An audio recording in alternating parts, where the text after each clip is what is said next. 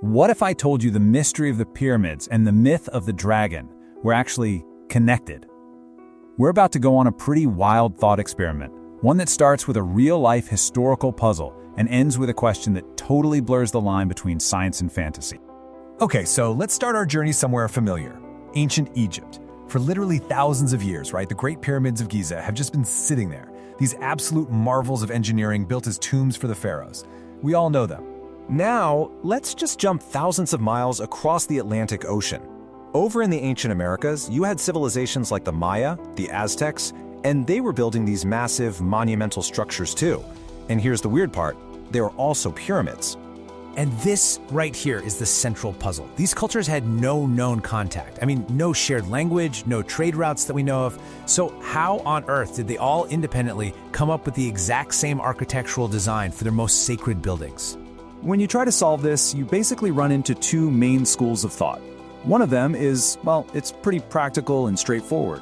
The other one, it's a little more out there. So on one side, you've got this idea called convergent thinking. Basically, it says a pyramid is just the most stable, logical way to build something really, really big. It's like an artificial mountain. Given the laws of physics, it makes sense that different people would naturally figure this out on their own. But then there's this other, much more controversial idea, that there was a lost ancient civilization, a common ancestor, whose memory was passed down through the ages, explaining not just the pyramids, but maybe even those global myths like Atlantis.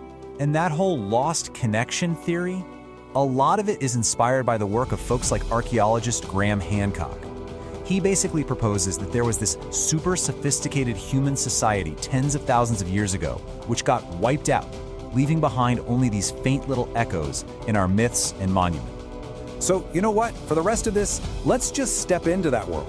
Let's entertain this controversial idea as a thought experiment and just see where it takes us.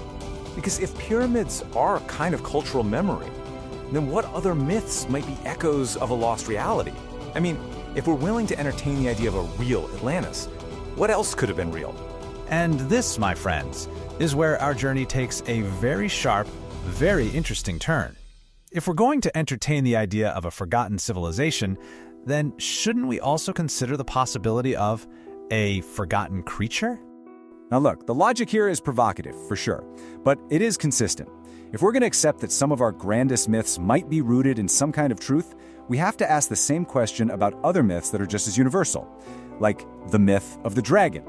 Really think about what a dragon is. It's not just a big lizard, right? It's this very specific and, frankly, super weird mix of things. It's got the body of a snake, the wings of a bird or a bat, and it's covered in scales. It's somehow both terrifying and majestic at the same time. So the question is, why would the human imagination, across so many different unconnected cultures, invent that specific combination of traits? It's a completely bizarre thing to just make up from scratch. Seriously, think about it. If we were just making up monsters, we'd probably create bigger, scarier versions of things we already know and fear, like giant wolves or cave bears.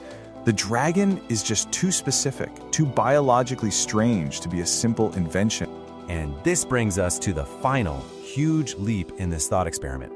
What if the reason the dragon myth is so specific and so universal is because we didn't actually invent it, but because it's a foggy, fragmented memory of a creature that was once real?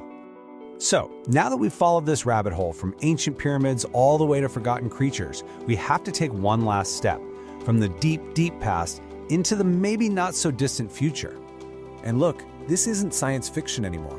Right now, as we speak, scientists are working on de-extinction. They are actively trying to use genetic material to resurrect species like the woolly mammoth. The technology to bring back the past is actually being developed.